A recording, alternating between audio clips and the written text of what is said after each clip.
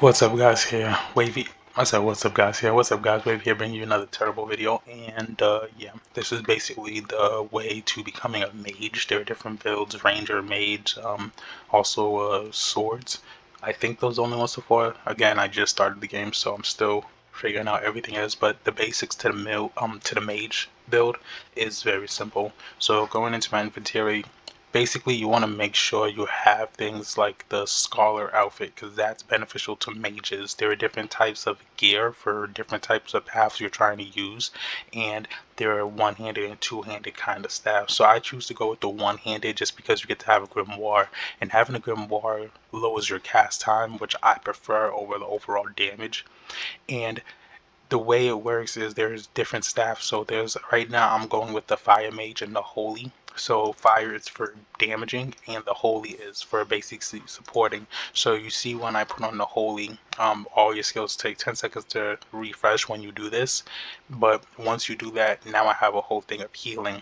Now with this, I can use this to push back enemies from the person they're fighting, which is, usually the guy I'm healing, which is our DPS tanky guy, and then I can heal him with these as well. And when you go back to the fire one, you can see how it's a lot damaging things. So these are more focused around damage and not really helping. Now if we go into our skills, the best way, the easiest way to get three tier stuff, because after you get to 3 tier, you can't really start you can craft it, and I'm gonna do a whole crafting guild later on, but you can buy stuff. I know like in the ads they always talk about, you make your, but you can buy stuff. So I recommend focus on crafting late game, learning where everything's at, but I recommend you buy the stuff because money is not hard to come by, and there also will be a guide on how to get money. Now, going over, at basically when you're wearing that armor and that weapon, those are the things getting boosted as you kill. You don't boost your armor from taking damage and stuff like that. You boost your armor from killing. And early game, they give you these books, kind of like scrolls from RuneScape. I mean lamps, sorry, from RuneScape, where you can basically use those in that whatever they're specified, like combat or whatever, in order to boost. And combat works towards your armor as well because it is a combat stat in this game. So you can see how I'm branching off into some trees already as it is, because right now I'm going with my healer and my damage as well as my mage armor set. And as you progress in this, you can see here level 1, and every time I can use I can level up, you get level up once.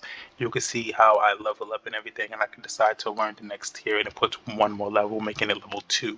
At level 1 you get the tier 4 stuff, but putting more points into it, you can then unlock the level 10 stuff. So you can unlock everything, but those points will go very, very quickly.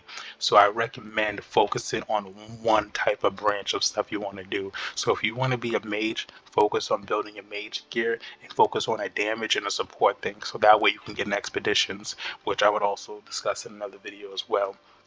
But yeah, you can run through your points very quickly because the more you put into it, the more it's going to cost. And then you also have to, again, fight to increase those stats as well. Now, moving forward from the gear stuff, that's basically the gist of being a mage.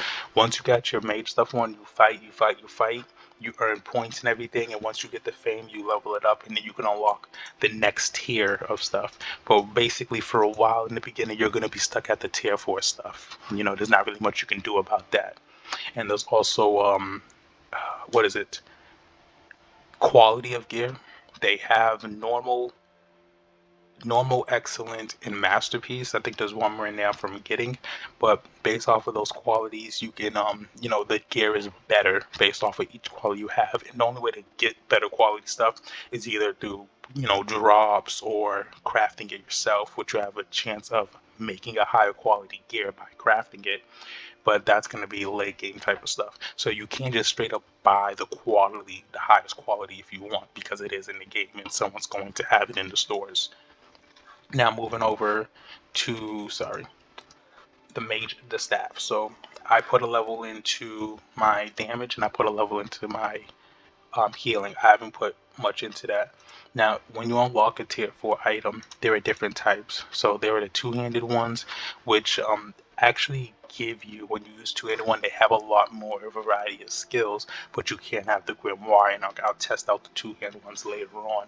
But the two-handed ones are typically better. You just don't get the thing. So if you want to go all out damage and all out healing, you can just by getting the two-handed one. And you can buy these, craft these, but it's much easier to buy because gold is not that hard to like just accumulate really quickly. And also you can buy memberships with the gold, which I'll also go over in another video. So that's just the being of mage, and that's my healing set, and this is my damage set. And as you see, the more you fight, the more you can unlock points, and then you can put points into it to unlock it even further. And then the more you unlock it, you can then eventually earn, wildfire staff. These are like the best tier kind of stuff. And when you unlock these are basically like equivalent to this. So Cowl of Purity Combat Specialist, that's basically saying that it's the top gear in that thing. And you see Druid Sandals, Combat Specialist, Layering Specialist. It's all very simple, straightforward stuff. And the more you unlock the more you play, sorry, the more you unlock. Now, if you see over here how it says Holy Staff Combat Specialist, and then you go down to here, you see, and each thing you unlock, you'll then unlock this tree to look more details into it. But each one always goes up to the max, and these are the best ones you will get. So you got the Holy Staff, Great Holy Staff, and that's the Holy Staff tree. And then by being the fire one and keep working on fire, you can get Great Fire Staff and all this other stuff. And each of these, when you unlock them, they get a passive bonus. You feel me? But yeah, that's just the gist of it. It's very simple. Once you get your gear and everything, you then want to just start grinding it out. It's basically RuneScape in that way. You grind out the skills to make it even stronger. And that's literally it. Mounts, I'm not even going to go over that. That's just going to be extra.